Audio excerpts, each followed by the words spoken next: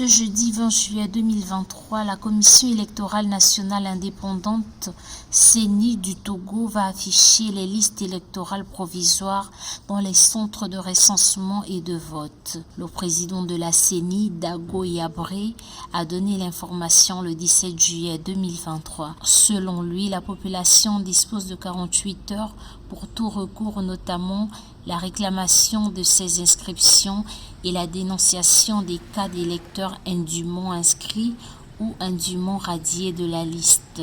Cette nouvelle étape procédée de l'apurement du fichier électoral sera suivie de la publication des listes électorales définitives.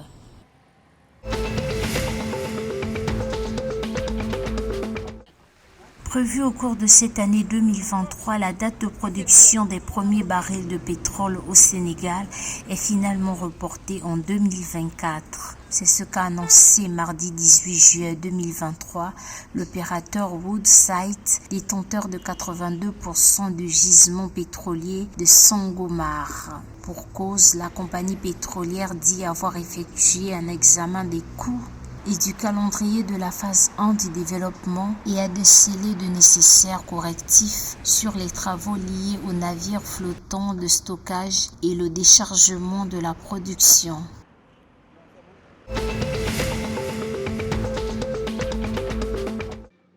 Pour un retrait ordonné et sécurisé, plusieurs membres du gouvernement malien et la direction de la MINUSMA ont organisé une réunion. Cette réunion aura permis d'avancer en ouvrant la voie à une impulsion supplémentaire vers la phase active du plan de retrait.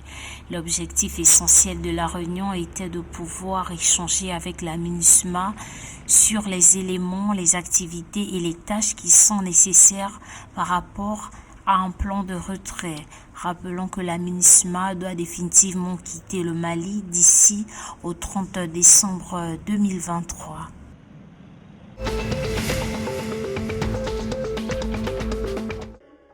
La Côte d'Ivoire a inauguré ce 17 juillet 2023 le plus grand parc des expositions de l'Afrique de l'Ouest.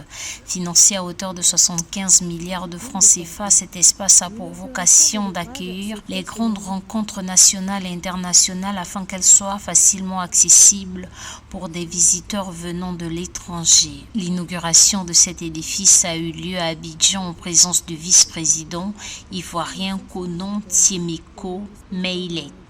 Le parc des expositions d'Abidjan est considéré par le vice-président ivoirien comme une vitrine et un marqueur de dynamisme économique de la Côte d'Ivoire à l'échelle internationale.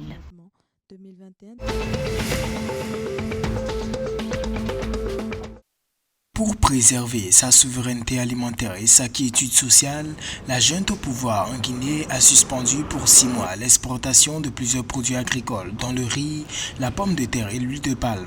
Selon le ministère guinéen du Commerce, cette décision est liée au souci de préserver les stocks avant les prochaines récoltes et pas du tout à l'expiration lundi de l'accord entre Moscou et Kiev qui permettait à l'Ukraine d'exporter des céréales, notamment vers l'Afrique, malgré la guerre.